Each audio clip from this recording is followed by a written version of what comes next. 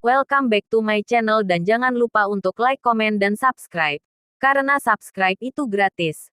Breaking news hari ini. Eksklusif dengan Bapak Insinyur Irfendi Arbi, MP. Yang kami hormati sahabat-sahabat saya semuanya, nama tadi sudah disebut oleh Ustadz kita, Ari.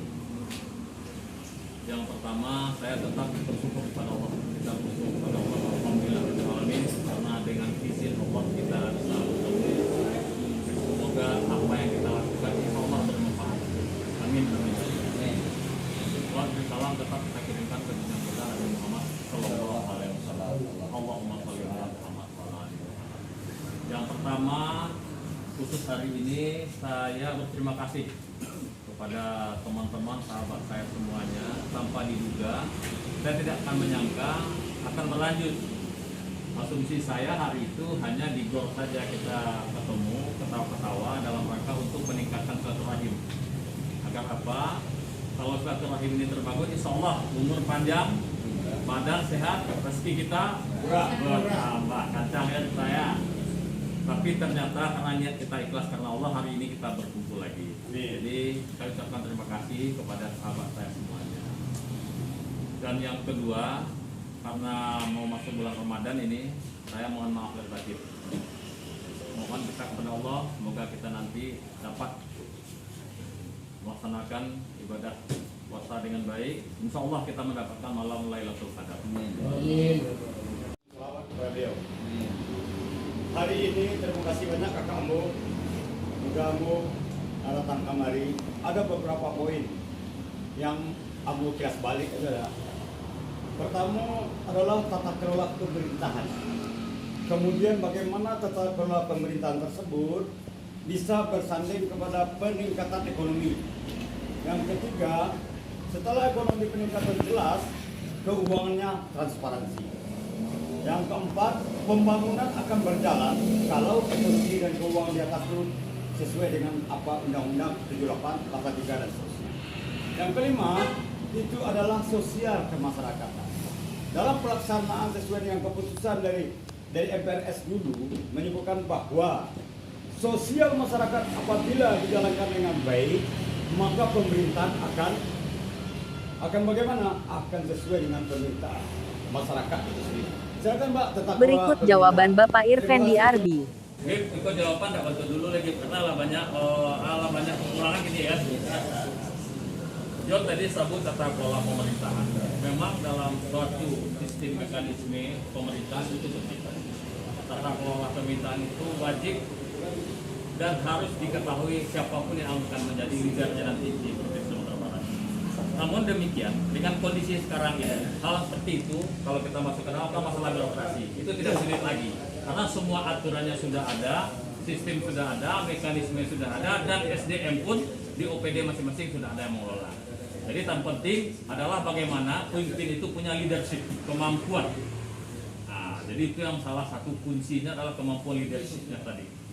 Kalau seorang pemimpin sudah punya leader, insya Allah dia akan bisa melaksanakan tugasnya dengan baik, termasuk tata kelola pemerintahan, karena sudah diatur oleh undang-undang semuanya. Tinggal klik aja kita lagi, kalau nggak pandai juga tanya ke Google, semuanya sudah jelas.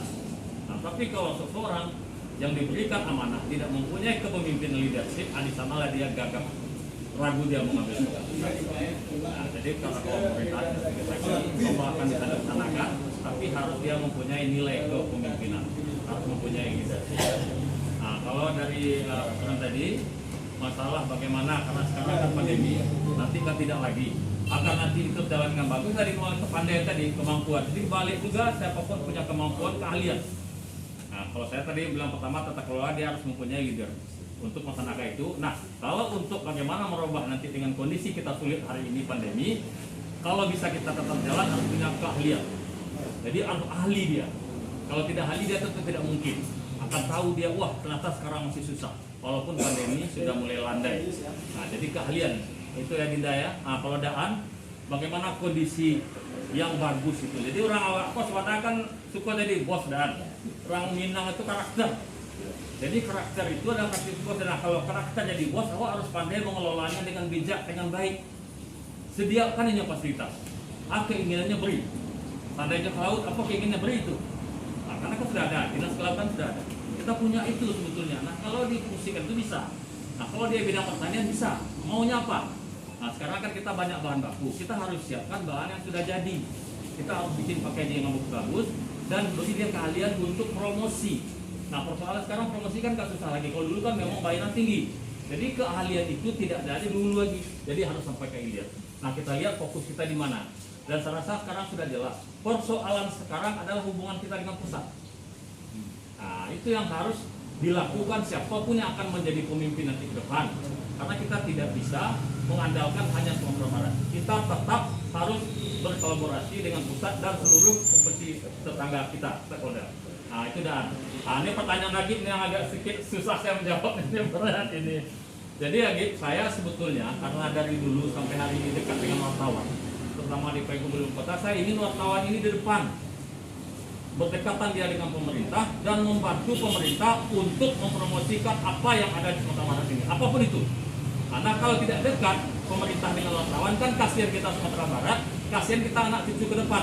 Kenapa, Gip? Karena kita punya potensi luar biasa, SDM bagus, sumber daya alam kita bagus, semuanya kita punya. Tapi kalau kita tidak menyatu dengan siapapun, itu nanti akan kita dianggap keluar dari sistem yang betul-betul tidak. Sekarang kan banyak ini yang mendengar seperti itu. Nah, padahal kita sudah salah satu sistem. Jadi kita betul-betul harus memiliki sesuatu yang komprehensif. Itu saya bilang memang paripurna lah seorang pimpinan itu. Dia punya segala kemampuan dan itulah makanya saya pertama hari itu hanya untuk memunculkan wartawan.